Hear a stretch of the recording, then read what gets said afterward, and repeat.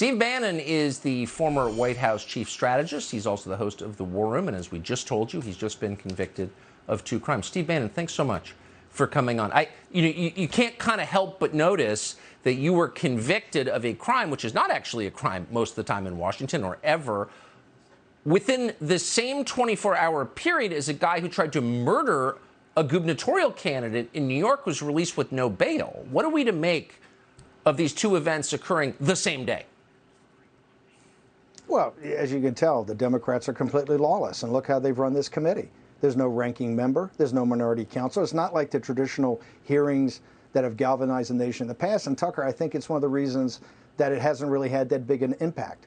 You know, when they interviewed the people on the trial, I think almost all the working class people didn't even know what was going on. Your show, with people like Darren Beattie and Revolver and Raheem, you've done actually more original reporting on what we've got to get to the bottom to. Look, we need a commission or a committee on January 6th. It's got to be with the new Congress, with Republicans in charge, and we've got to get to the bottom of the intelligence failures, FBI involvement, DHS involvement, the intelligence services, what happened to the Pentagon and the National Guard, all of this, Ashley Babbitt, all of this, we have to get to the bottom of it. And people are going to get to the bottom of it, even to the fact of some of the testimony that was given by staffers in my trial. You know, we wanted decision makers to come over and actually go on record under oath and say exactly what happened here, and they wouldn't. Well, they hid behind a privilege, of which they wouldn't allow me to. The judge at the time narrowcast this on the executive privilege issue. I mean, I've spent my whole life in Washington. I see a lot of acrimonious debates, but the idea you would send someone to prison because you don't like his political views. There's no allegation that you organized January 6th or were there or stormed the Capitol. I mean, this is fully insane. They don't like your politics. They hate your attitude, and they're trying to send you to jail. Did you think this? I didn't think this could happen. We'll start there. Did you think this could happen? 100% I think it happened. Remember, these guys all thought they were going to change China and the Chinese Communist Party. They're taking on the aspects of the authoritarian state and state capitalism combined. This is the elites that run this country. This is exactly how they want to run it. Remember, Tucker, I'm not new to this. I've spent more than any Trump official in intense being a witness in the Mueller Commission for, I think, 30 hours.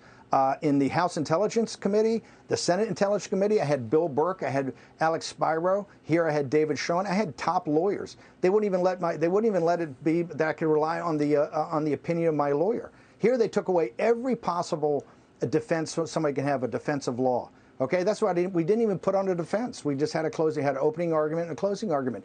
Tucker, this is where they're going. I mean, you document it better than anybody, but no, people have to understand.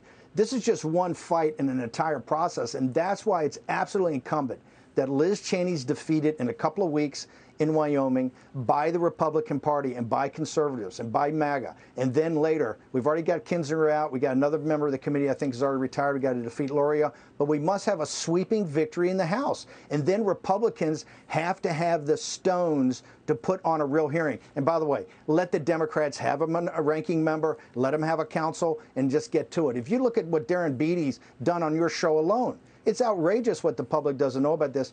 For the good of the system, this has to happen. But in the meantime, you've just been convicted. I mean, how do you feel about going to jail? Are you confident you would be safe there, for example?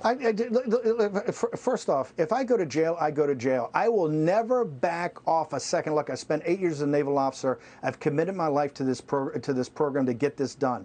I will never back off. I support Trump and the Constitution, and I'm not backing off 1 inch. If I go to jail, so be it. But look, we've got a long appeals process. Andy McCarthy did a great hit on Fox earlier today. We got a long appeals process. I think the law is with us on a number of situations. I think some of this is really going to be adjudicated, maybe even higher than the appellate courts. I'm very confident that we're 100% right on the law, but I'm going to fight this all the way. And this is not the only battle we're fighting. They're coming at us on every aspect. Look, they're trying to shut you down. They're trying to throw off Fox anchors. They're coming for everybody. And people have to understand, right now, this is an ideological war, and we cannot lose. The fate of the country is over the next couple of years. And if people just want to go on vacation and say, hey, I'll just let it get sorted out, that's fine. But there are just thousands and thousands and thousands of fighters out there to say we're not going to back down 1 inch, and I'm not going to back down 1 inch at all. Did you think during the course of this trial maybe you should call Eric Holder and Lois Lerner, both of whom live in Washington, and just say, like, how'd you beat this? Like, what's the secret sauce here?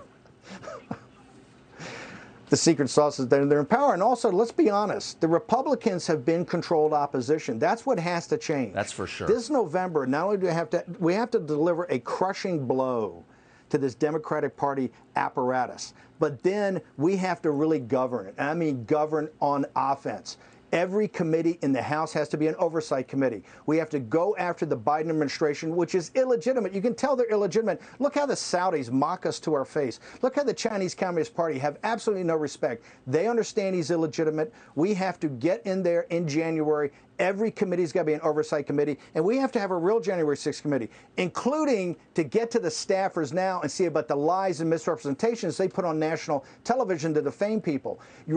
I would tell the January 6th staff right now, preserve your documents, because there's going to be a real committee, and this is going to be backed by Republican grassroots voters and MAGA to say, we want to get to the bottom of this for the good of the nation. We have to know everything that went on, all the intelligence reports, exactly what went on, what was Wray's involvement, what was FBI asset involvement. I mean, just stuff. Look, just go to Revolver and see Darren Beattie on your specials, and when he's on the Tucker Carlson show. Right there alone leads you to all types of inquiry we have to get to the bottom to.